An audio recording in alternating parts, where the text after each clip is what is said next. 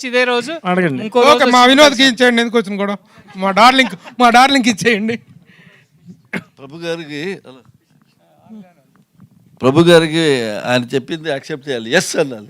No no no no no actually Prabhu గారు దీనిలో politics వాళ్ళు ఉన్నారు, కానీ మేము వాళ్ళ పొలిటిక్స్ దీన్ని తీసుకోలేదు. వాళ్ళని మన ఈ రైతులుగా ఇప్పుడు ఆయన ఉన్నారు, ఆయన ఏ పార్టీ నాకు తెలియదు, బట్ ఆయన ఒక రైతును నాకు తెలుసు. మేము ఆ యాంగిల్ మాత్రం తీసుకున్నాం.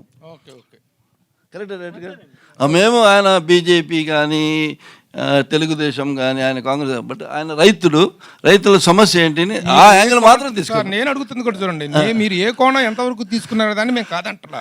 నా మిత్రుడు అడిగినటువంటి ప్రశ్న ఏంటంటే వీటిలో ఆ పాత్రలు ఉన్నాయా, ఆ పార్టీల వాళ్ళు ఉన్నారా అని అడిగితే సినిమా ఆయన అడిగిన ఎవరు ఓదార్చలేదు అన్న దాని మీద లేదు. ఆయన క్వశ్చన్ కి ఉంటుంది, అది ఆన్సర్ కొంచెం టెక్నికల్ గా చేయాల్సి వస్తుంది. ఎందుకంటే picture is going to release with in 2-3 days. We don't want any confusion.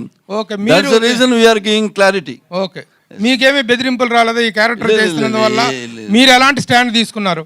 నేను బెదిరింపు గురించి 1% కూడా ఆలోచన చేయలేదండి. ఎవరో ఎక్కడైనా దొరికినప్పుడు చెప్పారు, ఏంటి సార్ మీరు సీనియర్ యాక్టర్, మీరు యాక్ట్ చేస్తున్నారు, నేను చేయలేదంటే ఇంకొకటి చేస్తాడు, అందుకే నేను చేసేసాను అన్న. అవును, ఎలాగా రవిశంకర్ గారు నేను చేయనంటే కూడా ఇంకొకటి అప్రోచ్ చేస్తారు.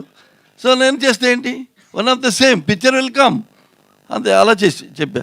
But nobody has told me any against about this movie. Divyavani గారు